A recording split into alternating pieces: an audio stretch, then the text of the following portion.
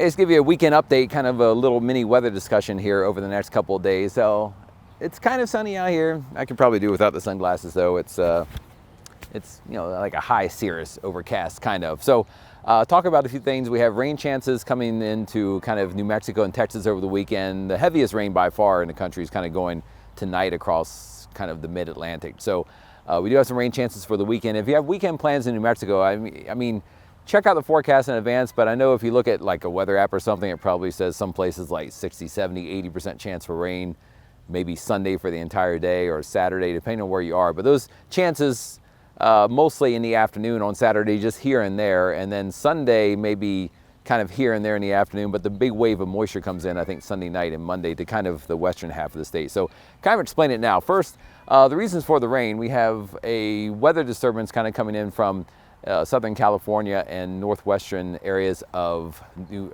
Mexico, and that will finally get kicked east, but it will also combine with this. This is a tropical system, Alvin, tropical storm coming out of Mexico, will probably weaken over the weekend before getting to the Baja Peninsula of California, but that leftover moisture is just going to flow north, and as it gets caught up with the other disturbance coming in from the west, that will increase our rain chances. But things may link up in a way when we kind of get the main surge of moisture kind of overnight Sunday into Monday, going from west to east across New Mexico. So places like Silver City, maybe Catron County, kind of the western edge of the state, may start to see some thunderstorms and rain kind of a little more widespread kind of overnight Sunday, but that may get to the Albuquerque area sometime very late Sunday night or kind of Monday morning. So in the metro area, maybe your best rain chance is kind of that time period, maybe about the time you wake up on Monday morning, if again things link up this way, but probably a decent chance of showers and storms then. But if you're making plans for the weekend, kind of follow the same thing. Kind of just check the sky.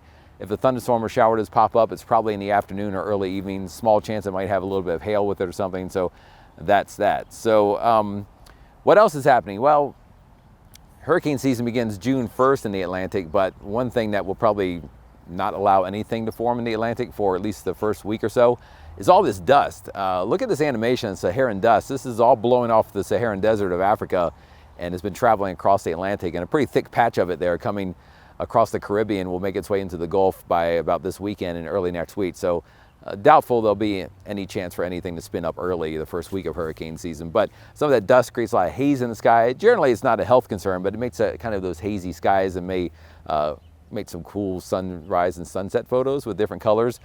Will it get as far west as New Mexico? Probably not much of it, because the winds kind of coming in with this disturbance and overall west to east flow may kind of shift it away, but a little of it may make it here sometime next week. So might see a little more haze from that.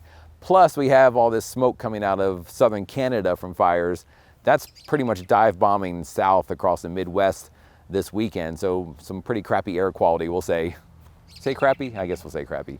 For places like Minneapolis, Chicago, Madison, Wisconsin. But some of that smoke makes its way down into Texas, so that could also kind of create some hazy conditions, colorful sunrises and sunsets in the Texas. Most of it staying east of New Mexico. A little bit of it may occasionally get into the eastern plains, potentially maybe late this weekend. We'll have to see if some of it's hanging around for next week, but that's something else to watch too. Other than that, expecting slightly cooler weather in the state of New Mexico next week as this storm system kind of goes through and cools us off a bit. So it will be fairly hot this weekend. Today is also National Heat Safety Awareness Day, because heat kills more people than all those other things you see all over the television all the time. The tornadoes, the big floods, things like that. Just people get exhausted in the heat. It can happen even on days that aren't so hot if you're outside and dehydrated. So we're getting to a time of year when we're starting to get some hotter days. It will be near 90 degrees this weekend in the metro area. I mean, a lot of Texas consistently in the 90s with high humidity if you go farther east. So yeah, you want to slow down, stay cool, stay hydrated. I'm recording this video at 10:52 and the sun is almost directly overhead. So these days when the sun is high in the sky about 10 a.m. to about 4 or 5 p.m., try to avoid too much time outdoors if the heat bothers you. Don't wear dark clothing, because this adds a lot of temperature to your body. So it is important to remember that heat can kill, even on days when it's not super hot yet, when we don't have heat advisory. So just be careful out there this weekend. It will be a fairly hot weekend unless you get caught in some showers and storms. But that does it for me. I got to go back to work because I still have some work to do. But you have a good weekend. And remember, June 1st is this Sunday. Wow, already June 1st. Yeah, hurricane season. Enjoy.